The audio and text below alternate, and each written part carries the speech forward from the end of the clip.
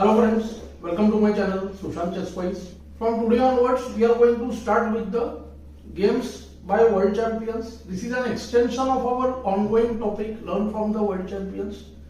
So I am going to use the title as you can guess the world champion. Of course, main objective is to learn the techniques of attack, how the world champions style has evolved, how they try to identify the key moments of the game and why they have such good quality. Okay, so firstly, happy Diwali to all of you. And this series I started a bit late because due to my bad throat I couldn't make videos. So let's get started quickly with the game here. And now we are covering different world champions. Earlier we saw only games by Capablanca. So now I am going to mix up the world champions. It will be more exciting, I guess. So let's get started. E4, C6, D4, D6. Black is trying to mix up the Perk and the Caro-Kann defenses. Mostly it's like a line of Perk if black goes an F6 instantly, which is what he did here. And here white took control of the center with the bold Austrian attack setup. He goes D4, E4 and F4. This is called the setup of Austrian attack, especially against the Perk and modern defense. And black plays G6, BG7. In this game, although black went for the move QB6, he is playing differently. White goes knight F3, BG4. Black threatens BF3, QF3, QD4. So just BE2. White is simplifying the position and controlling space. He wants to castle. Black does ND7. Small trap now. If instant castle, then there will be E5. Black will use the pin on the diagonal, A7, G1. And nothing much happens after FED. Black can just go long castle. So white sidesteps this little idea and plays E5 himself. First of the upcoming good moves here. Very strong move in fact. Now DEFE would open the F5. No one wants that. Black goes ND5. Knight takes D5. CD5 is fine. Black wants to keep the center closed and white wants to open. The side with more development wants to open the center. Now white goes castle, allowing knight c3 bc. In fact, I think knight c3 is a mistake. Maybe white wanted to play the move d5 here itself. He wanted that, I guess, but I think d5 may either allow ng5 instantly or allow e6, be6, ng5. I feel that white's initiative has already become strong.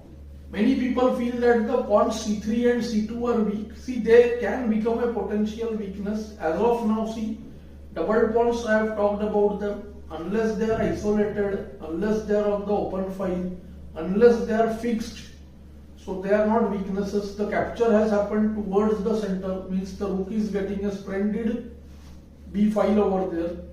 So this position is very good for white. So the exchange knight c3 is, I think, a bit worse.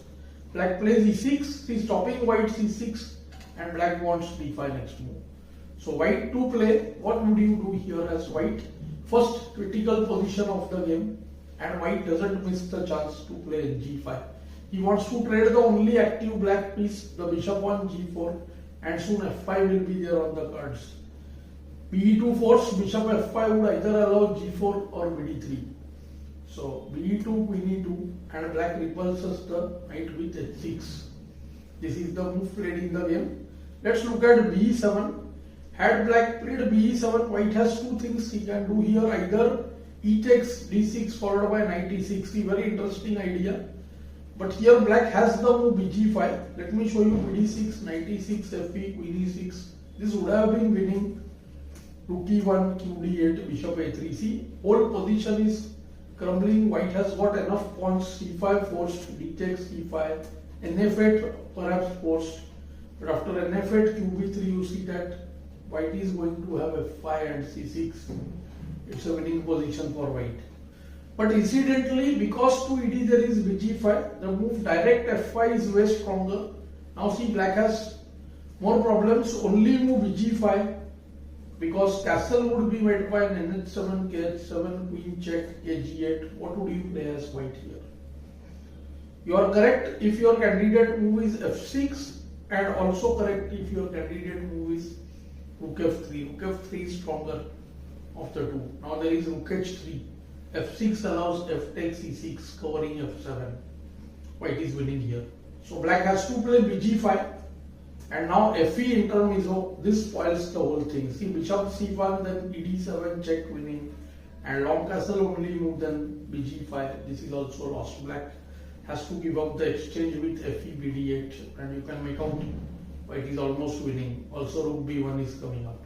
So black went h6. Already black is playing with fire. The king is in the center. Around 10 moves have gone by. Black's king has not managed to castle. White should look for tactics here. There are 2 or 3 deadly candidates. I liked an e6, I liked an f7. There is f5, very interesting. f5, g, fe. Unfortunately, I think black can do castle and get away. So white went an f7. See, the point is very interesting. The move king f7 is met by e6 threatening fe.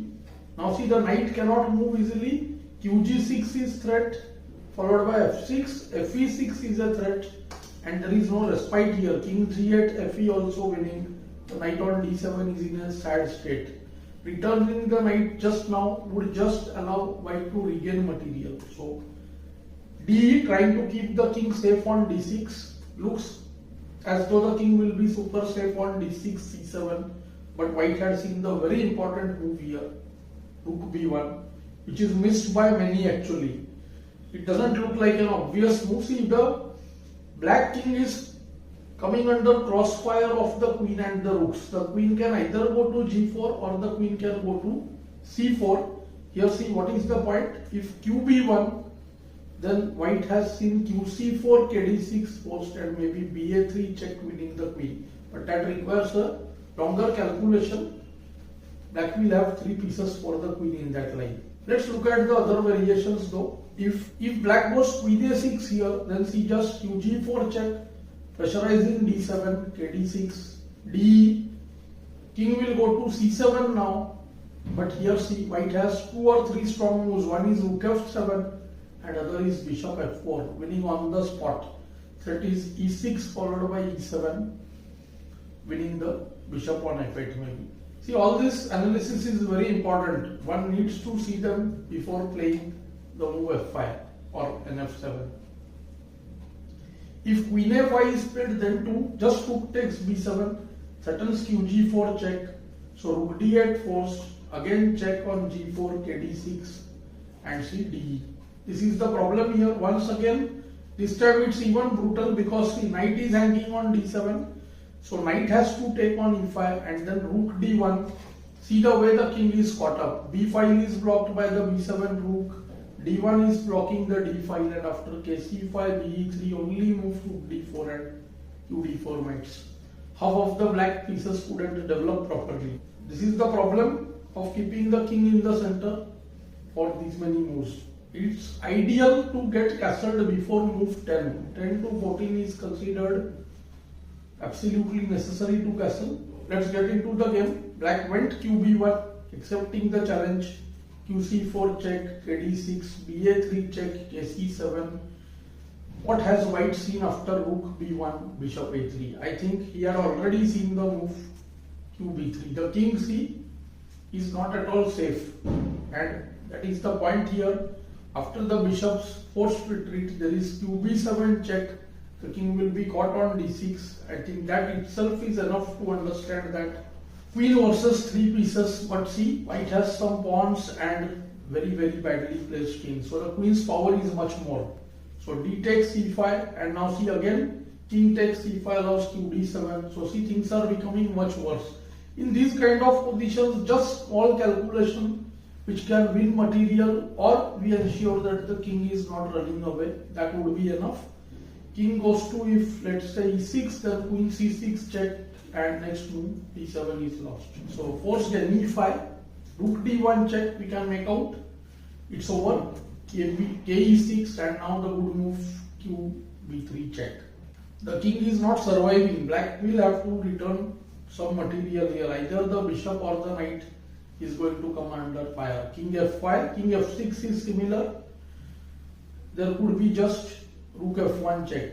See, the point is like if king would be on f6, then to see after the line kg6, queen check, bf6, queen f5 check, forcing kf7, and queen takes e5. So this material is not enough. Queen for rook and bishop plus the side with the queen as an extra pawn. So this is absolutely winning. Ke4 tried by black. Rook e1 check, king f5. And now of course white is not going to repeat. There is g4 check. Deadly move. If king takes g4, then we can make out queen e6 wins. If knight takes g4, then to queen e6 check. King goes to f4, then rook e4 mates. Next move kg5, then rook g4, kh5 mates. After qg6 and king f3, then qg4 mates. And after kg5 directly there is queen e7 check, winning for white. So black goes king f6, rook f1 check, and we get the same kind of position which we considered kg6, queen e6, bf6, then queen f5. So king h7 directly he goes inside, and now white prefers to take the knight here. Many would consider taking the bishop, which will also be good. Since the knight can settle to g6, it would take longer to play h4, h5. Here white thought that line squares are safe for the king, and this is, I think, maybe thought as a better option. So although the position is winning in either case. Bishop f8, now see g7 is supported, white has pushed black behind, queen f5 check, kg8 and king f2. Good move, the king is heading to h4 perhaps, h4, h5, and then maybe some tactics over there. Black tries bc5 check, kg3, rook e3 check, kh4, and now rook e8. So point is that if c5 is taken, f7 would be gone. So white accepts the challenge. He goes rook g7 check, kg7, qc5. See, queen and 2 pawns for 2 rooks, but the pawns are weak. King is unsafe, means queen is very strong. So rook 8 e6 protects c6, queen a7 check, kg6. Good move, queen a8. Queen frees the place for the pawn to advance. Queen is ready to give check from g6. King f6, a4. The 2 rooks cannot now see handle the pressure of the a pawn. As soon as the rooks can go to a5, the other rook will suffer. Even h6 is weak. So see, just ke5. Black tries to build a mating net. Let's see how a5, kd5, queen d8 check. Even a6 was good. ke4, a6, king f3, a7, and see rook e2. The point is that if a8 wins, then rh2 mates. But white can diffuse this easily. That is why he played a7. Again, see, time for some small tactic. So q d3 check, and matters are settled. King f4 would allow q g3 or queen f5 check, winning the rook on e6. So rook e3 forced, and see, queen takes the rook and the a pawn queens. So white is winning. Black resigned over here. So exciting game. The king was caught in the center. From that, maybe you would have guessed it was Mikhail Tal white, and you could see a ferocious attack, especially with the theme of king in the center. I hope you are liking these lessons. Do let me know in the comments below. We'll try to cover at least 5 games. Thanks for your